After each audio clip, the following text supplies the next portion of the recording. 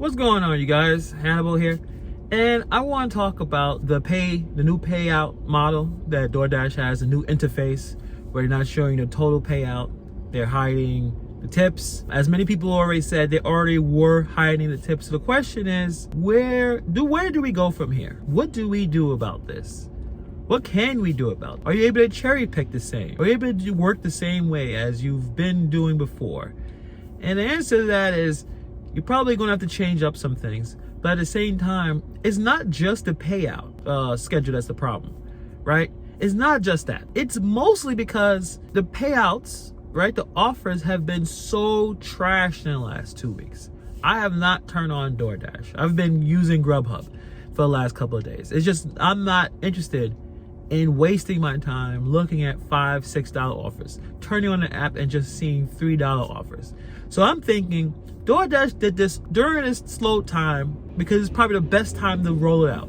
Most people are going to either DoorDash less, try other stuff. So this is probably the perfect time for them to implement this because, again, things are slow right now. I don't even know when it's going to pick up. Maybe next month, maybe Mother's Day, maybe Memorial Day. Other than that, it seems like it's going to be slow. So that's exactly why they decided to roll this out. They know it's going to get drivers mad. They know the hardcores or the full-time drivers are going to be upset. They know this. This is not something that it was a surprise. They didn't put this out here and said, yeah, I bet they all going to love this. No, they knew that this is going to be something that was going to bother them or bother us. So what can we do about it? Can you still cherry pick? You may have to be even more selective.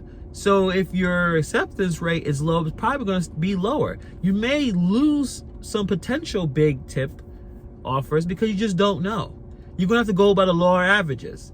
So personally, if I only had DoorDash to use, these are a few things that I would do. First, I would still avoid fast food deliveries. I would not at this point not take any fast food offers.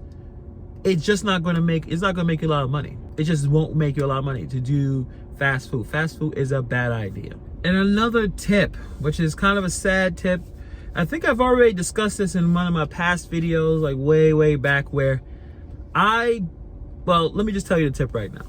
You may want to avoid delivering in the ghetto, in the hood, areas that I live in, actually. You may not want to deliver in those types of areas because the tips are relatively low, or at some point it's non-existent.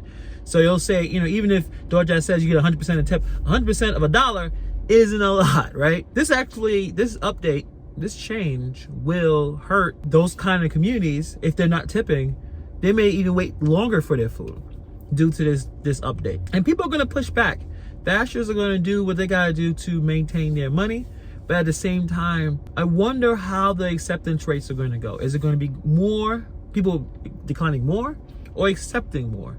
But if you're accepting and you're getting bad payouts, how long are you going to stay on the platform? This is DoorDash. I'm sure they calculated this. I think they realized that people were going to turn over. There will be some high turnover. They know people are multi-apping. They understand all these things. And they realize with all of the restrictions going to be lifted up in a couple of weeks, right? They're going to face a significant amount of money lost due to most people are not going to just be sitting at home waiting for food.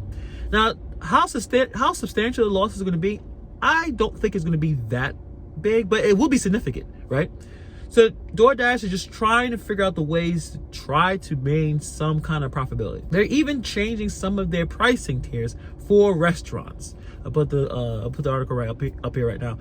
They know that things are going to get more difficult for them, so they're just either putting out these payouts to discourage people to take crappier offers, and people just to leave entirely. Because again, they have the oversaturation of drivers out there. Only the real ones are going to stick around, while other people stop and just find jobs.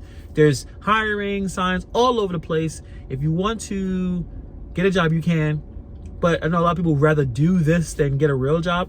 But with those kind of offers and the way the payout structure is looking on the app, you may be losing money rather than finding a real job. And if this is your only source of income, that could be a pretty scary thing. So this is a quick one for me. There's only 2 tips that I can think of right now. Just multi-app. Get the rest of the apps. You know, sign up for everything. Sign up for Instacart. Sign up for Grubhub, Uber Eats. You should have Shipped.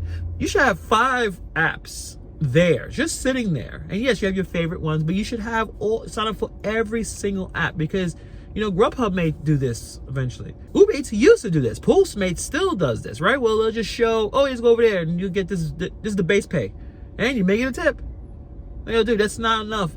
With gas prices going up and possibility of inflation, it's a lot of crazy stuff that's happening right now, and it's important for all of us to make the best decisions for ourselves. DoorDash is going to do the best for their company. We got to do the best for ourselves to make sure that we survive in this nonsense, right?